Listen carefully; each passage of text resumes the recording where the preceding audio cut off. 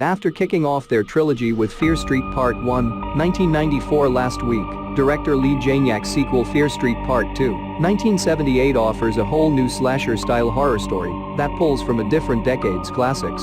All three of the movies, including the still forthcoming Fear Street Part 3, 1966, are based loosely on R.L. Stine's Fear Street books, a series aimed at slightly older readers than the author's well-known Goosebumps collection, but which tell an original story.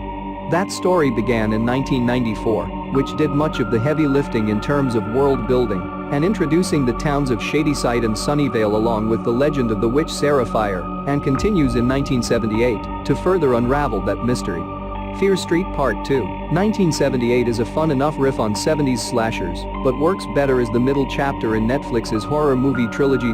Picking up after the cliffhanger ending of 1994, Dina, Kiana Madeira, and her brother Josh, Benjamin Flores Jr., track down the mysterious C. Berman, Gillian Jacobs, and convince the woman to tell the story of how she survived the massacre at Camp Nightwing in 1978. She delves into a tale about Ziggy Berman, Sadie Sink, and her older sister Cindy, Emily Rudd, who try to survive a night of deadly murders committed by one of their friends, who's been turned into an axe-wielding killer by Sarah Fier's curse.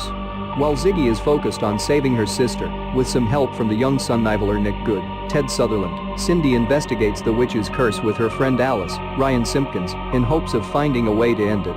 The whole story proves helpful to Dina in 1994, who is determined to save her girlfriend Sam, Olivia Welch. Like Part 1, 1994 before it, Fear Street Part 2, 1978 splits its time between paying homage to classic horror movie slashers and continuing to develop the storyline of Sarah Fier, which will culminate in Part 3, 1966. The weaving together of the two very different horror premises works slightly better in 1978, largely because it's more simplified, helped by the fact that 1994 did most of the world building.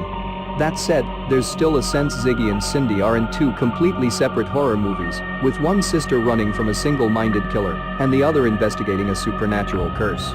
When these story threads are finally brought together in the third act, that's when 1978 finally feels like a cohesive movie, even if it's short-lived.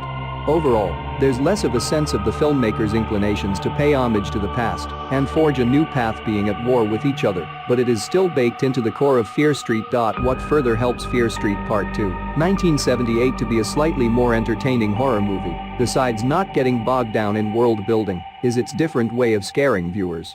Whereas Part 1, 1994 relied on shadowy figures and gruesome kills reminiscent of 90s horror movies, Part 2, 1978 is a mix of the unsubtle unstoppable killer from classic 70s slashers and truly creepy, witchy visuals. As Janiak's Fear Street trilogy gets closer to the heart of Sarah Fier, it becomes clearer that that's what's most exciting in this trilogy and what gives the director something new to showcase instead of rehashing what came before.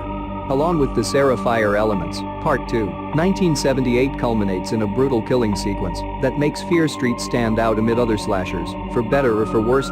Fear Street Part 2, 1978 mainly serves to set up the final chapter, rather than offer a truly standalone experience. How it all comes together in Fear Street Part 3, 1966 remains to be seen.